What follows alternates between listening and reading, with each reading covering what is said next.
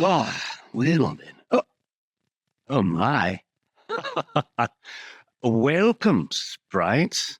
My name is Charles, and I'm so glad you've come here to join me. I see one sprite before me. I believe your name is Givet.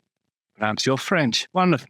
No, got it on the first try. And I see pen as well and light. Oh, well, wonderful.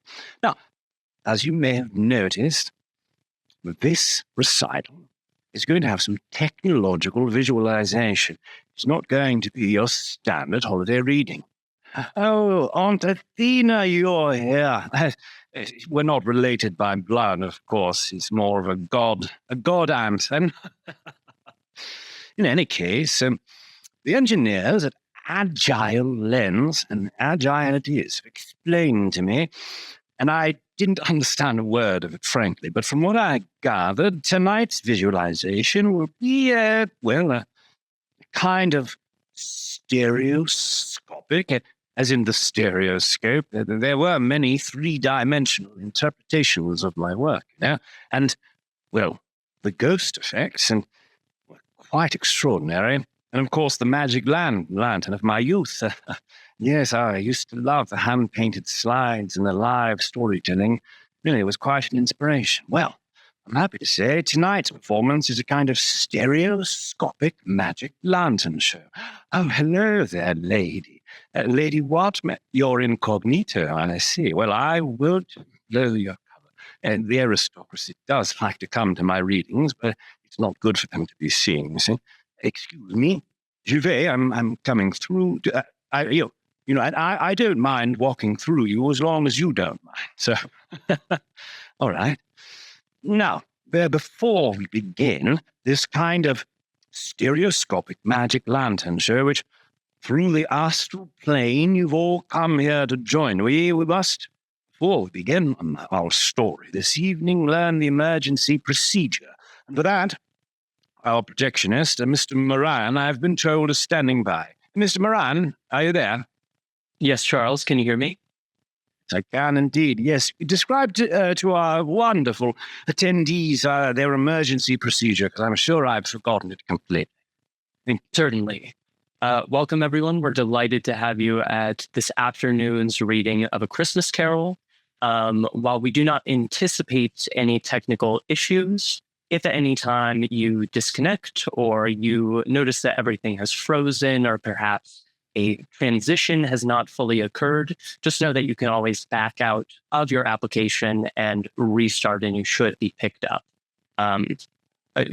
We also recommend, if things seem weird, just holding on for a moment to see if things resolve themselves.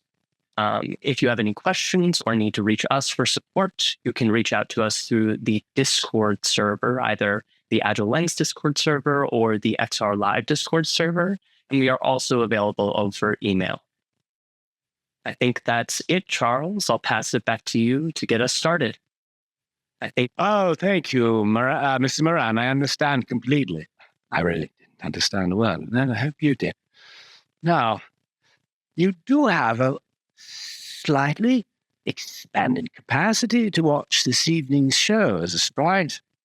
And from your hands, you may see that you've got a few options for the story. You can follow me as I am here now. Why don't you all join me around the fire? Yes, it's practice. Yes, you're moving about. Wonderful. Now, you can't speak to me until after the performance, but I can see you at least, so you can answer yes or no questions. So let me ask one now. Is anyone here a wonderful fanatic for the holidays who loves the Christmas? Ian, one single nod. Lady Incognito, not so sure. Aunt Athena is doing large nods. I know about you. Yes, she does celebrate Christmas. Well, maybe not Christmas, but the holidays, certainly. And indeed, as you experiment with these, it's not just a Christmas story now, because Christmas cheer is abounds, but also the time of reflecting on regrets, living right here, and somehow beyond all the odds, and beyond physical reality, you're here sharing this moment with me. So let's make the most of it. Let me ask you something honestly, and it might be a bit frightening.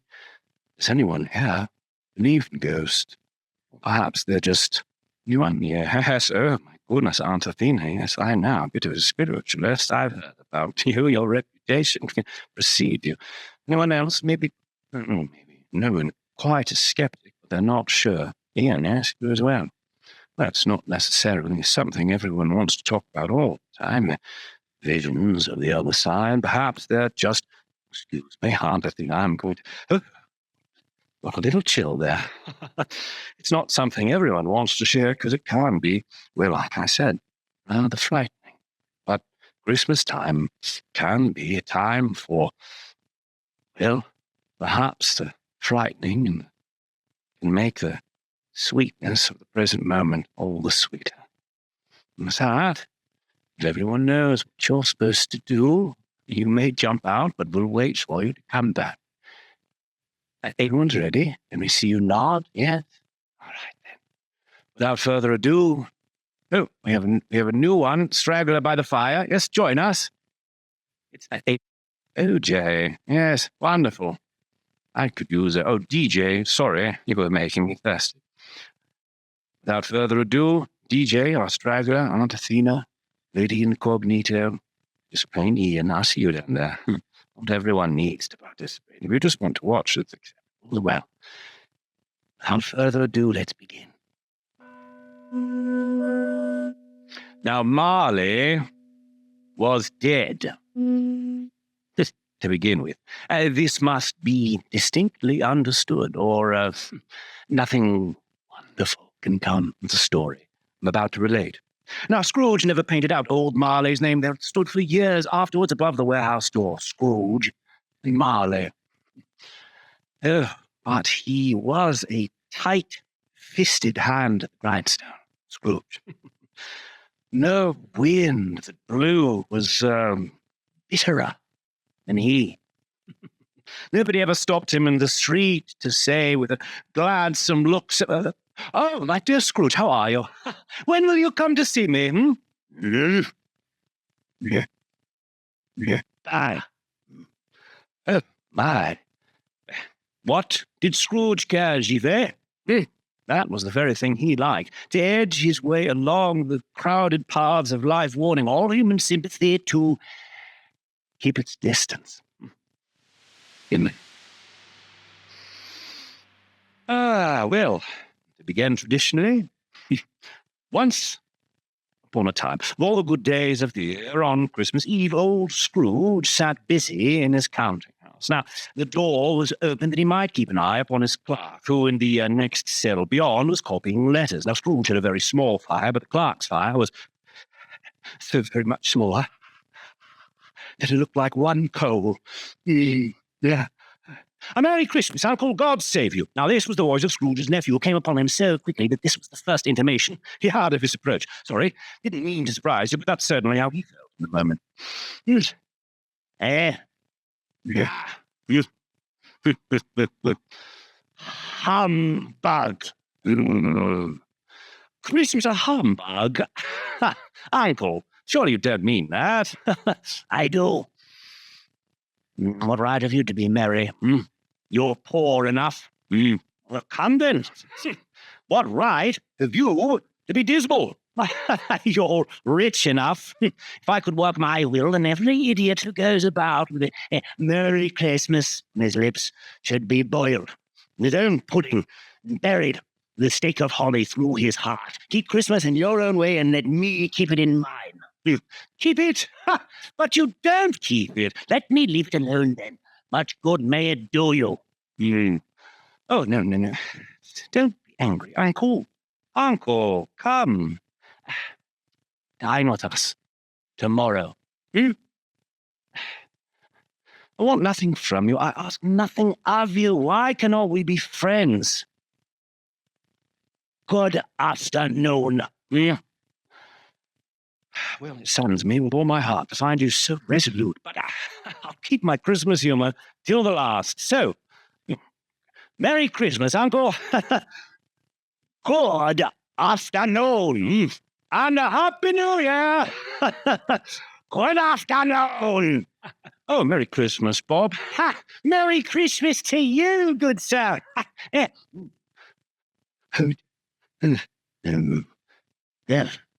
was another fellow. My clerk, 15 shillings a week, and a wife and a child, talking about children, talking about a Merry Christmas. I'll retire to bedlam. Maybe it is a bit cold in here. This lunatic, in letting Scrooge's nephew out, had let 2 other gentlemen in. Now DJs were sort of, how to say it politely, portly gentlemen. Yeah, yes, you understand, I see. And now they stood and they tipped their hats to him. So Scrooge and Marley's, I presume, have I the pleasure of addressing Mr. Scrooge or Mr. Marley? Mr. Marley has been dead these 7 years. Oh, that will. Mrs. Scrooge, at this festive season of the year, it is more than usually desirable that we should make him slight provision for the poor and destitute who, well, suffer greatly at the present time. Many thousands are in want of common necessaries. Many hundreds of thousands are in want of common comforts. A few of us are endeavouring to raise a fund to buy the horse, meat, and drink, and means of warmth. Are there no prisons? Plenty of prisons, sir. And the union workhouses, are they still in operation? Sir, they are. Still, I wish I could say they were not. Well, I'm very glad to hear it from what you said before. I was afraid that something had happened to stop them in their use, of course. I don't make merry myself at Christmas. And I can't afford to make idle people merry. I pay for the institutions I have mentioned. They cost enough, and those who are badly off must go there. Sir, and many can't go there. Many would rather die. If they would rather die, they had better do it and decrease the surplus population. Good afternoon, gentlemen. Yes. Seeing clearly that this was useless, the gentleman withdrew. As you can see, it was quite unpleasant. And meanwhile, the fog and the darkness thickened. At length, the hour of shutting up the counting house arrived, and with an ill will, Scrooge tacitly admitted the fact to the expectant clerk, and with a growl dismounted from his stool. You'll want all day tomorrow, I suppose, Well, sir, if it's quite convenient, sir. It's not convenient. And it's not fair. I was to stop half a crown for it. You think yourself ill-used. I'll be bound. Yet you don't think me ill-used when I pay a day's wages for no work. Sorry. It's only once a year, sir. A poor excuse for picking a man's pocket every 25th of December. I suppose you must have the whole day. Be here all the earlier next morning. Look, promised that he would, and Scrooge walked out. Now, Scrooge took his usual melancholy dinner and his usual melancholy tavern and went home. Now, he lived in a lowering old pile of a building in a gloomy suite of... Yes, there you are. What are the rest of you doing? Givet's got the idea. Yes, you're going to have to follow me a bit. We took so harmless like this, isn't he? All right. Now that you're all here, you can see that there was nothing at all, well, conspicuous or unusual about the knocker on the door, except that, as you can see, it was very loud. And had anyone explained to me, Givet behind the scene, out is it's having his key and lock of the door, saw in the knocker, not a knocker, but Marley's face. Marley's face. His fool looked fixedly at this phenomenon. It was a knocker again.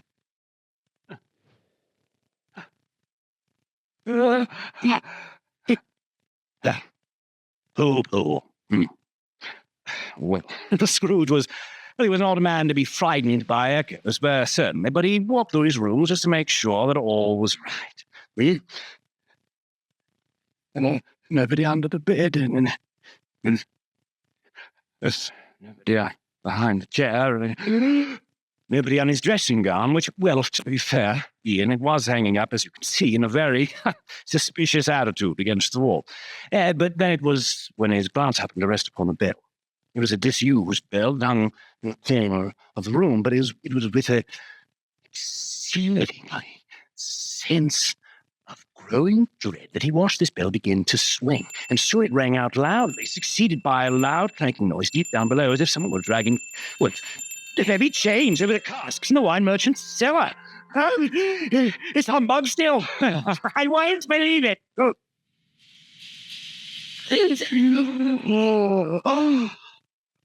now. What do you want with me? Boss. Who are you? Ask me who I was. Well, who were you then, if you're particular for a shade? Huh? In life, I was your partner. Jacob Marley.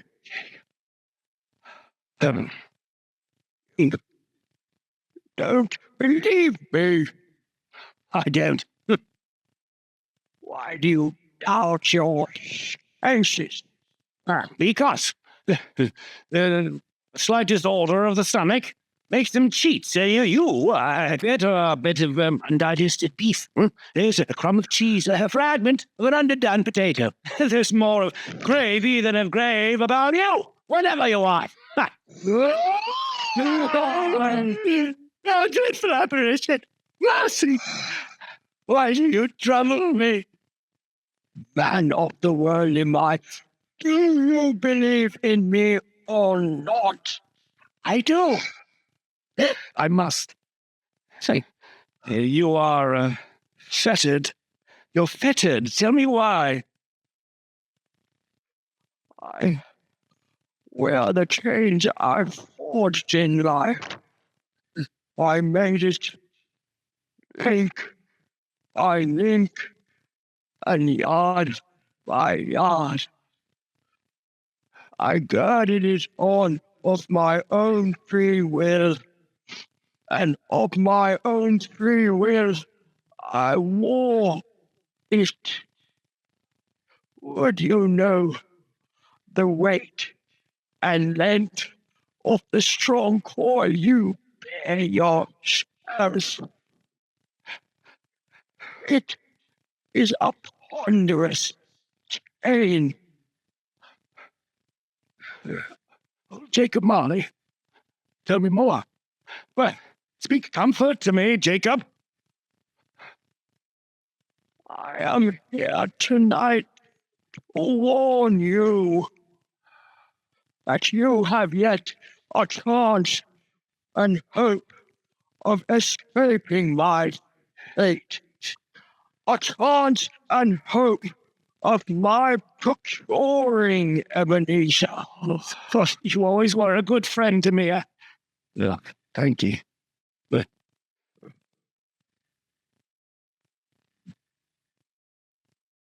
you will be haunted by 3 spectres. Is that the chance and hope you mentioned, Jacob? It is. Oh, I think I'd rather not. Thank you. Out there, physics, you cannot hope to shun the path I tread, and expect the first tomorrow when the bell tolls 1. Couldn't I have them all at once and have it out of the way? On the next night, I said him the third upon the next night, when the last stroke of 12 has ceased to vibrate. Look to see me no more. Oh, and look that, for your own sake, you remember what has passed between us. The air was filled with phantoms, wandering hither and thither in restless haste and running as they went. Every one of them were chains, nodding or free, whether they faded into mist or mist enshrouded them, you can tell. Scrooge closed the window, and from the fatigues of the day, or the emotion he had undergone, or perhaps his glimpse of the invisible world, went straight to bed without undressing and fell asleep upon the instant. And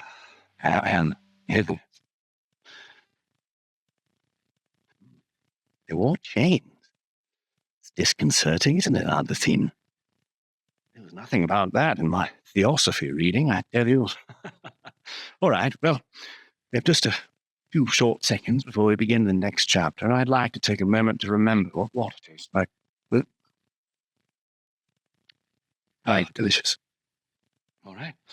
Everyone's still here. We have DJ. Oh, there you are on the back, and we've got a new one named Edmund. You can change your name at any time, and those who are clever enough, of course, can send messages to me by changing their name to whatever they want to describe.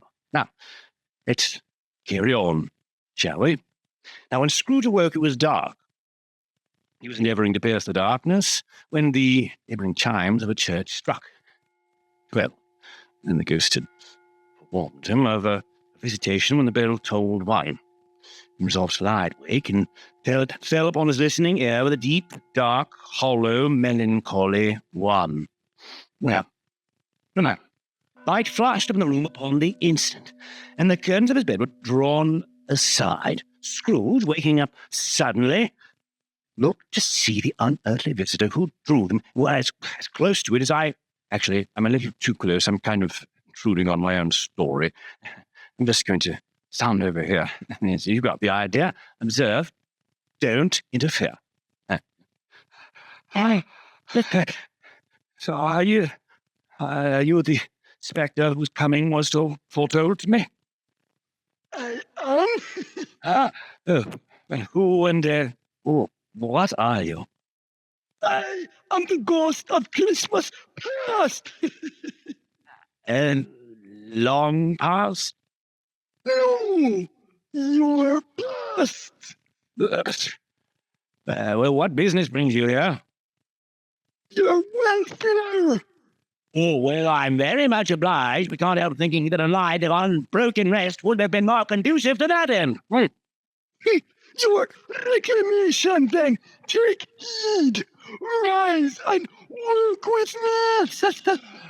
As words were spoken, they passed through the wall and found themselves on an open country road with fields on either hand. It was a clear, cold winter day with snow upon the ground. And, well, good heaven, I was a boy in this place. I was bred here. Yeah. Your lip is trembling. And what is that upon your cheek? It's a pimple. I beg of you, lead me where you will. You recollect the way? Remember it. I could walk it blindfolded. Strange to have forgotten it after so many years. Let us go on. They walked along the road, Scrooge recognizing every tree and gate and post, until at last a little market town appeared in the distance with its, well, as you can see, its church, its bridge, and winding river. The school is not quite deserted. A solitary child, neglected by his friends, is left there still. I know. Coulombe disclosed a long, bare, melancholy room that somehow had the sense of too much getting up by candlelight and, well, not too much to eat. At one long, bare line of plain desks, there was a boy reading by a feeble fire, and Scrooge wept to see his poor forgotten self as he used to be. Oh, oh, oh, oh, oh. Suddenly, a man in foreign garments, wonderfully real and distinct to look at, stood outside the window with an axe stuck in his belt, and leading by the bride of the donkey laden with wood. Why, it's Alibaba. Why, it's dear old honest Alibaba. Yes, I remember one Christmas time when the solitary child was left all alone. He did come the first time, just like that. Oh, poor boy. Oh, poor boy. I wish. Oh, but it's too late now. What is the matter? Nothing. Nothing. There was a boy outside my window singing a Christmas carol last night. I should like to have given him something. That's all. Let us see another Christmas. But that in a moment left the schoolhouse behind them. We're now in the busy thoroughfares of a city, and the ghost stopped at a certain warehouse door. Do you know it? Know it? I was apprenticed here. Look, it's Fezziwig. Oh, bless his heart, it's old Fezziwig alive again. Oh, yeah, oh, there. Ebenezer. Scrooge's former self. Now, when a young man came briskly in, no more work tonight, Ebenezer. Christmas Eve. Oh, clear it away, Milan. Let's have lots of room here. Oh, it was done in a minute. The lamps trimmed in the warehouse, as bright a ballroom as you'd desire to see on a winter's night. In came a fiddler with a music book. In came Mrs. Fezziwig, one vast, substantial smile. In came the 3 Miss Fezziwigs. In came the 6 young followers whose hearts they broke. In came all the young men and young women involved in the business, and away they all went, 20 couples at once, round and round. During the whole of this, Scrooge acted like a man out of his wits, heart and soul. In the scene, he remembered everything. He saw everything, and with the strangest agitation. Just a small matter to make me silly folk so filled with gratitude. Oh, small? Why, is it not? He has spent but a few pounds of your mortal money. Is it so much that he deserves this praise? No, it isn't Buzzspirit. It has the power to render us happy or unhappy, to make our service light or burdensome, a pleasure or a toil. The happiness he gives is it's quite as great as if it cost a fortune.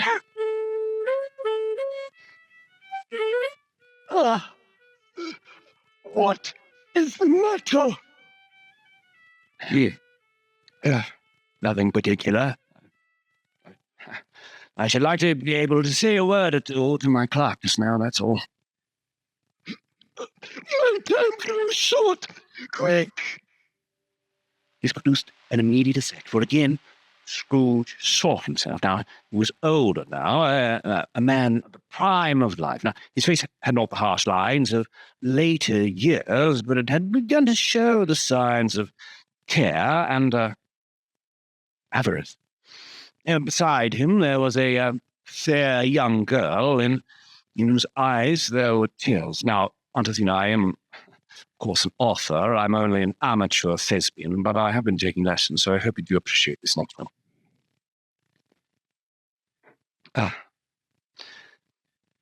Another idol has displaced me, and if it can comfort you in years to come, as I would have tried to do, I have no just cause to grieve. No, oh, no. What idol has displaced you? No. A golden one. I have seen your nobler aspirations fall off one by one until the master passion gain grabs you. Well, our contract is an old one. It was made when we were both poor and content to be so. You are changed. I release you with a full heart. May you be happy in life you chose. She left him and they parted. Oh, no. Spirit, tell me no more. Conduct me home. I told you, these were shadows of the things that have been. That they are what they are. Do not blame me. Remove me. I cannot bear it. Haunt me no longer. Oh, Scrooge, looking upon the ghost and seeing its face contain fragments of all the faces it had shown him, wrestled with it. That's enough now. And my, yeah, that chapter always gets a little bit violent. But he was conscious of being exhausted, and further, being in his bed on bedroom, barely had time to reel to bed before, exhausted, fell asleep upon the instant. I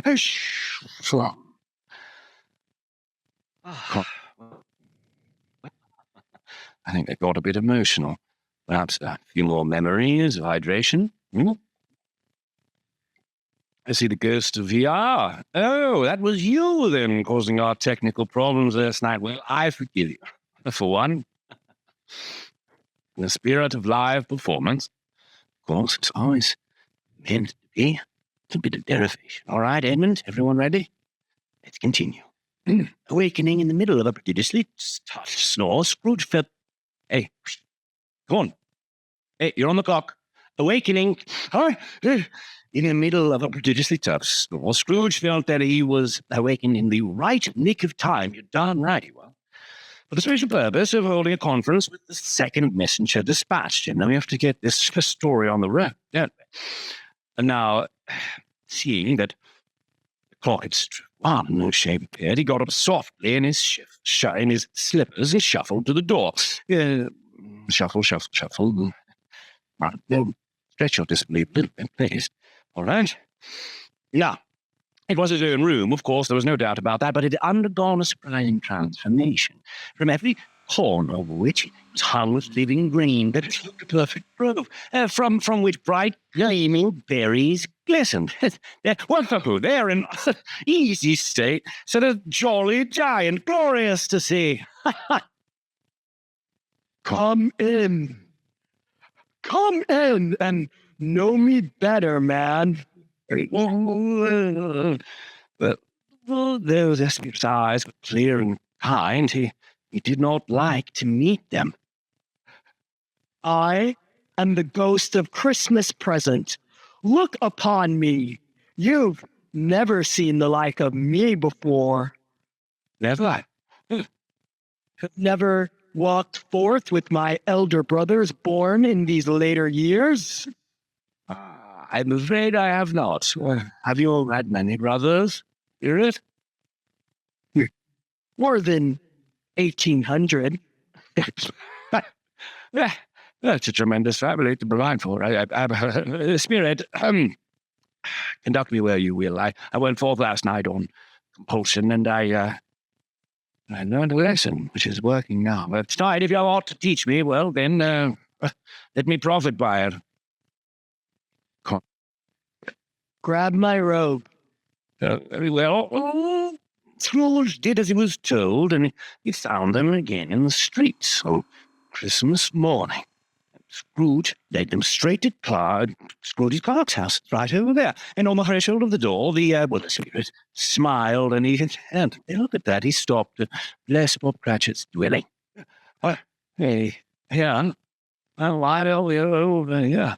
Up rose Mrs. Cratchit, dressed but poorly in a twice-turned gown, but brave in ribbons. And she laid the cloth, assisted by Belinda Cratchit, second of the daughters, and then it came in two smaller Cratchits, boy and girl. Screaming and basking in luxurious thoughts of sage and onion, they danced about the table. And then in came little Bob, the father. His threadbare clothes darned up and brushed to look seasonable, and Tiny Tim upon his shoulder. Alas, Tiny Tim, he bore a little crutch and had his limbs supported by an iron frame. And now the little Tim behaves, as good as gold and better. Somehow, sitting by himself so much, he thinks the strangest things you ever heard. Tim, coming home, he told me that we hope people saw him in the church because it might be pleasant for them on Christmas Day to be reminded who he was that made lame beggars walk and blind men see. Bob's voice was tremulous as he told them this, and he trembled even more when he told them that Tiny Tim was growing strong and hearty.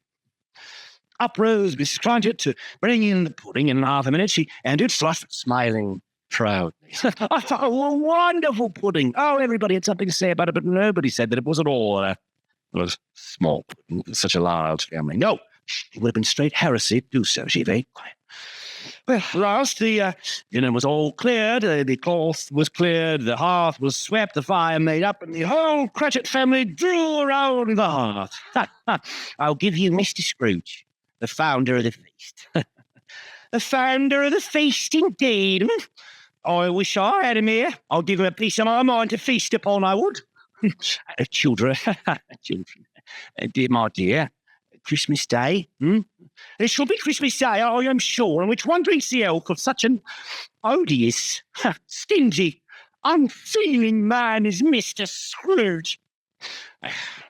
I'll drink his health, for your sake and the day's, but not for his. Merry Christmas and Happy New Year. He'll be very merry and very happy, I've no doubt. Children drank after. It was the first of their proceedings which had no heartiness. Scrooge was the ogre of the family. The mere mention of his name cast dark shadow of the party was not clear for 5 minutes, but after it passed, they were 10 times merrier than before. Merry Christmas! Oh, God bless us! God bless us, everyone, said Tiny Tim. Spirit, tell me if Tiny Tim will live.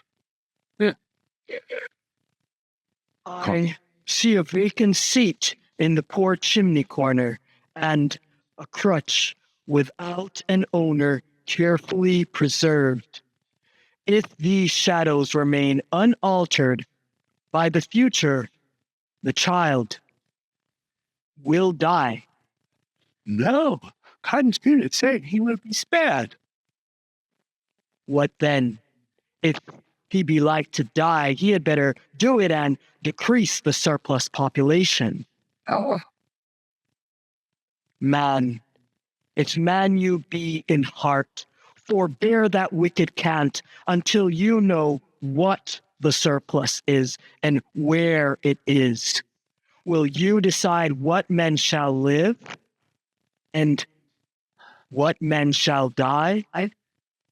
It might be that in the sight of heaven, you are more worthless and less fit to live than millions like this poor man's child.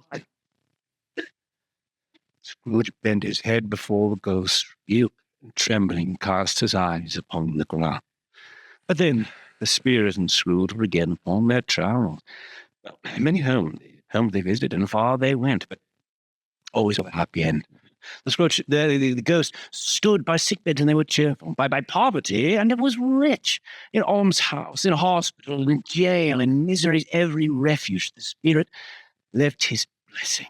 Yes, it was a long night, but, well, if it was a long night, Scrooge is down to this because the holiday season seemed to pass within the space of time they passed together.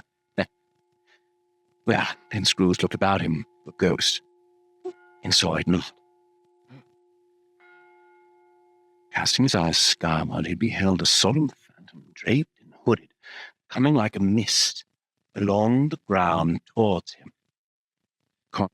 Yeah, any moment now. Yeah, she is. Am I in the presence of the ghost of Christmas yet to come? Yes. You are about to show me the shadows of the things that have not happened, but will happen in the time before us. Is that so, Spirit? Yeah. Well, then lead on.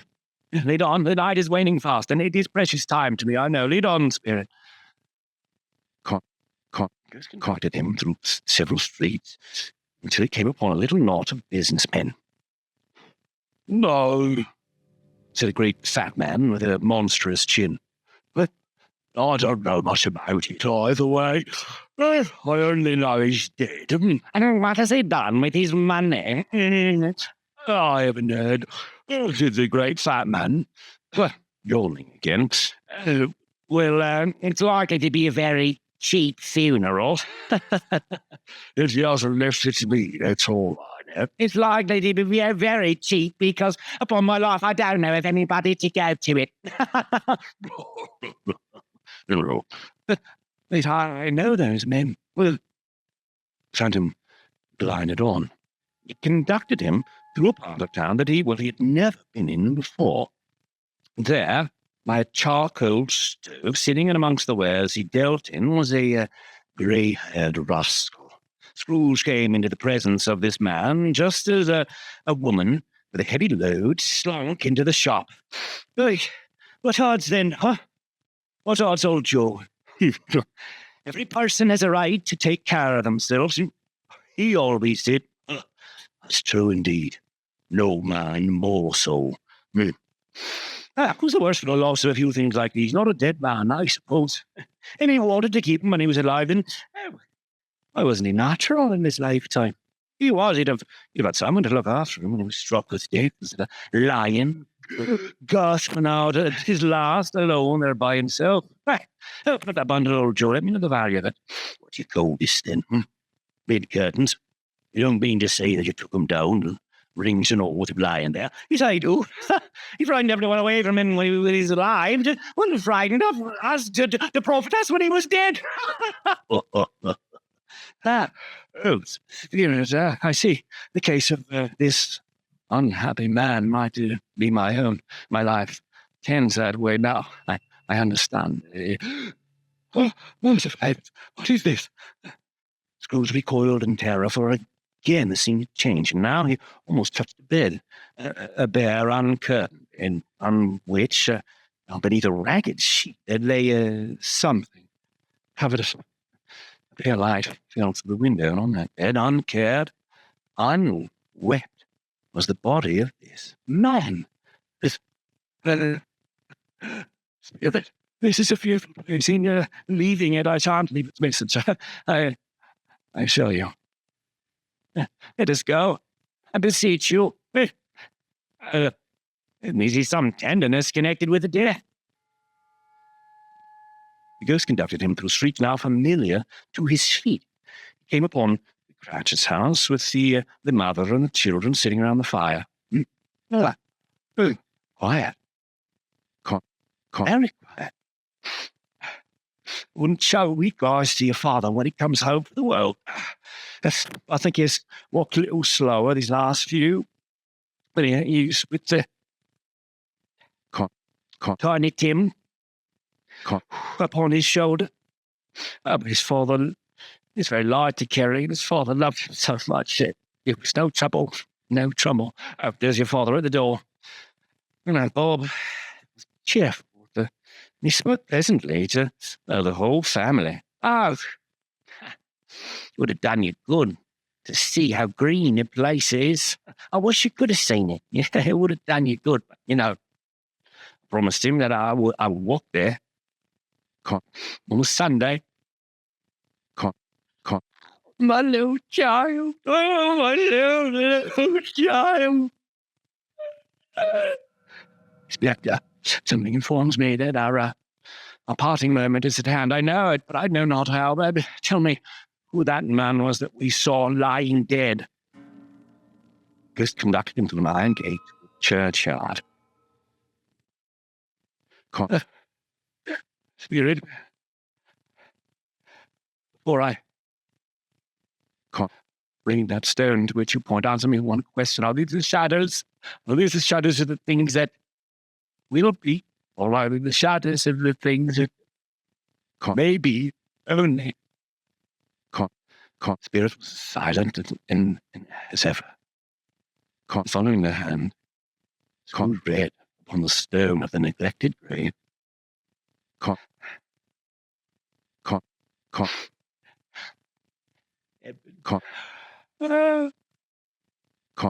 His own name.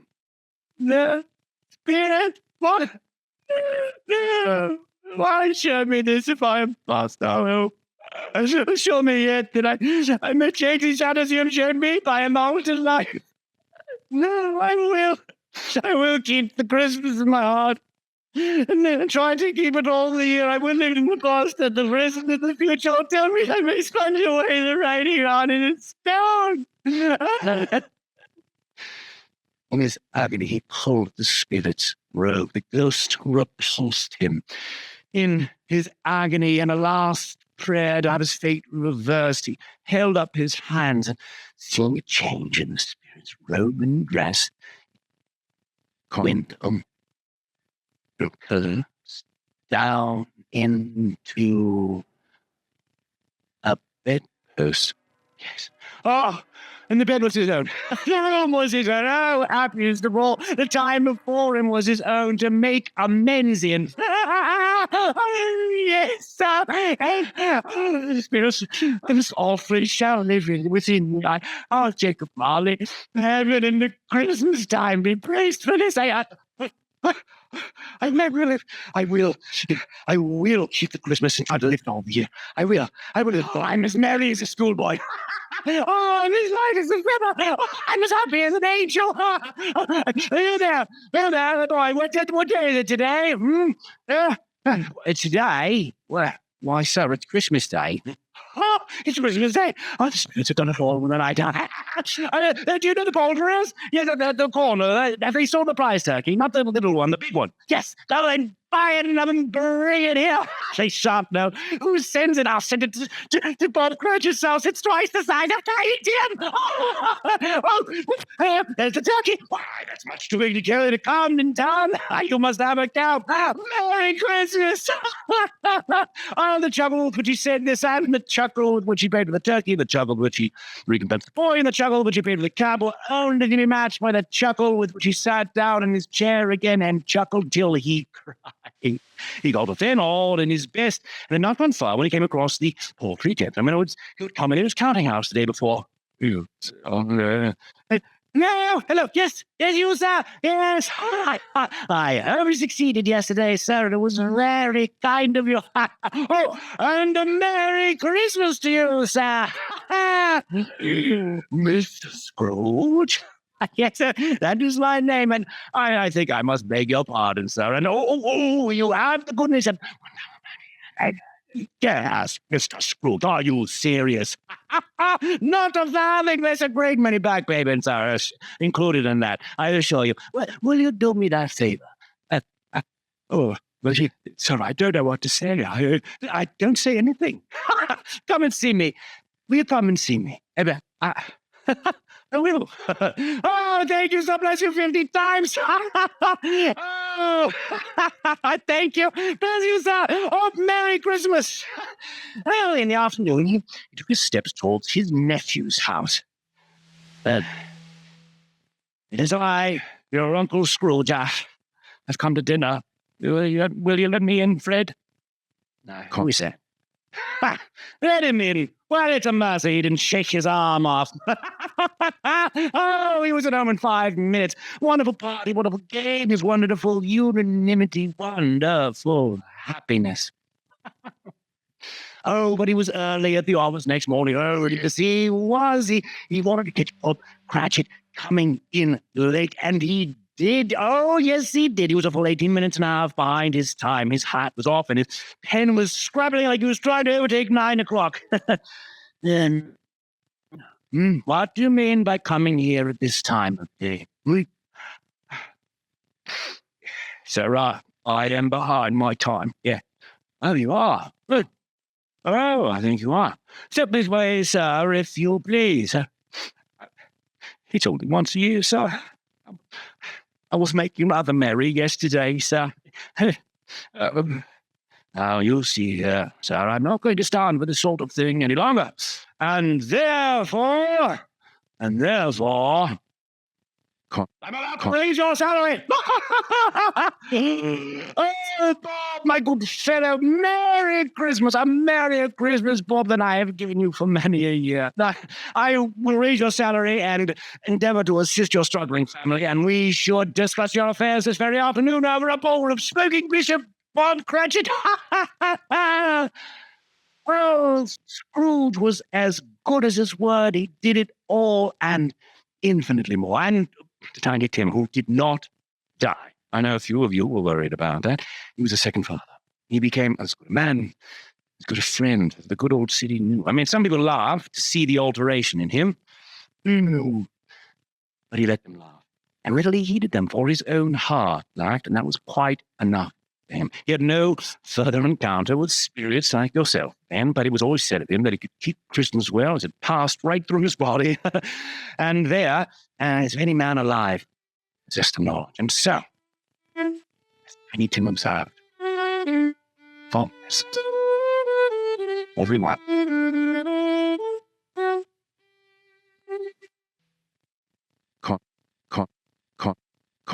Thank you, ladies and gentlemen, for attending this evening's performance of A Christmas Carol produced by Agile and starring Debbie Deere as all the ghosts.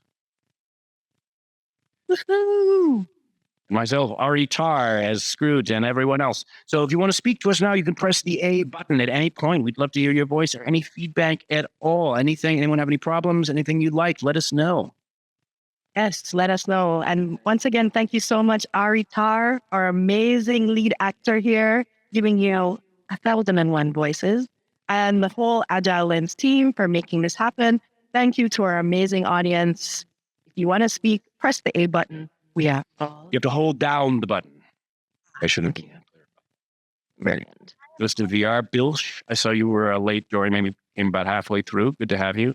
Edmund and Harriet, I think you have auto-generated names. Not quite now. I have a. Maybe, Harriet, you responded, so I bet that's your name. I had to. Someone. Yeah, I hear someone is. Yeah. I have a question. I was wondering if we were supposed to see some of the other characters, like when you were talking about Tiny Tim and referencing that there was That a child. theater. Okay. We don't have the avatar that I can embody quite yet of a small disabled child. Okay. There's only, unfortunately, so many avatars that can be rendered simultaneously with this current build, which is 3. And actually, could you unhide Scrooge as a demonstration? What do you want? I was napping. It's okay. Don't be grouchy. I'm just saying, you can notice that we have the same face. Ugh, I'm not that ugly. I'm just trying to make a demonstration. And that it's essentially the same avatar. So that helps. And then Marley and the Ghost to expand the cast. But because of the limitations of the avatars, that's why I must expand my theatrical repertoire. I just wanted to make sure I wasn't, like, there wasn't a technical glitch and I was missing something. You missed the glitch of theater magic. But that's okay. It's different for everyone. Suspension of disbelief gets a little complicated when you're rendering everything in 3 dimensions at a gigabit speed. Yeah, I completely understand. Is there meeting around? Go ahead. We have like these lights on our trigger. You have what on your trigger? There's colored flashlights on our triggers when you pull the trigger, you get a flashlight. And I I wasn't sure if it was visible to other people. I didn't want to interrupt the show. it's but if they're an It's interactive. local to you. Okay. Believe. I am, Mr. Moran, you might correct me here, but I believe it is local. So you have your own personal spotlight. And then my other question was, when you're embodying an avatar and you're switching between the control of the two, where is your perspective? Are you actually jumping from one head to the other? I've got the ghost. I ate him. I ate him, Dickens. No, don't. That's not what the goal is. Don't do that. Sorry for him. He's been drinking. So I have several modes. Mostly I do the show in first person, but to rehearse, and I can do it sometimes. Now I'm in third person. I'm standing to the right of myself, so that if I want to enact a scene, I can more quickly change it back and forth, as well as my voice, and also maybe, I don't know, what can we do? We can do some fight choreography here. Whoops, I reacted. I'll work on that. But so there's two modes mostly that I can switch in and out of, which is POV and third person. And when I switch my POV, I can either choose to switch back and forth, embodying the actor as well, or if it's more helpful, sometimes it's more helpful to be in third person. I hope that answers your question. Absolutely. And then the other thing I was going to comment on is I didn't quite realize that you were playing both parts until you picked up Scrooge and carried him by the neck. And that was very funny, but also just part of like VR. It was very good. Yeah. By its nature, VR is psychedelic. So what are you going to do? Actually, get away from them. You carry him like a cat. Meow. He does. He likes it. He likes to read it behind the ears. This is his favorite. Get your hands off me. Get your hands. Shh. Sorry. When you're Sorry. transitioning, at least in my case, because the avatars have such different scales. So third person is really important in seeing how the body is held, because part of the acting as a VR actor is that I'm modulating my voice, but I'm also needing to modulate my posture as these different characters. So that's also very helpful. For instance, my locomotion right here, I'm using a controller, but if I don't move my arms, it looks weird. But I can also kind of like race in third person. I can race Dickens and Scrooge around like little race cars, switch back and forth. Oh. And speaking of, We also have let's do our next question, our last question over here by the Christmas tree. One under the Yule tree, perhaps, and we can all, if you want to adorn as baubles, we can take a selfie. What do you think? Come on, let's do it. Yeah, thanks. He has a good great idea. My favorite. I guess we don't have a selfie with Mr. Grumpy Pants in it. I think there's another. What do you want? Oh, was there another question? We're all ears. Yeah. Yeah, go ahead, please. Cool. Ghost bubble. It's hard to tell where the voices are coming from, so just go right ahead and spit out the question. We can hear you. All right. Well, let's just take a selfie in any case. I don't hear one. If you're speaking, you're not holding your button down, or the ghost of VR is interfering again. In any case, we'll take one last selfie with the ghost. Can you like hunch? I don't know if you're in the frame. There we are. Okay. Wonderful. Happy holidays, everyone. Thanks so much for coming to this live production of A Christmas Carol. So yes, Edmund, go ahead, adorn the tree. It's naked. Oh, good. We've got a few up there. The ghost is being festive. So thank you so much for coming. Well, we've been very happy to have you. This is the Agile Lens production of A Christmas Carol. We've only got 3 more shows, so tell your friends to show. Amazing. Have a great holiday, everyone. More shows. 2 more shows. Have a great holiday. Happy holidays. Goodbye. Please look at your emails for surveys and leave our survey. Thank you. Excellent. Bye.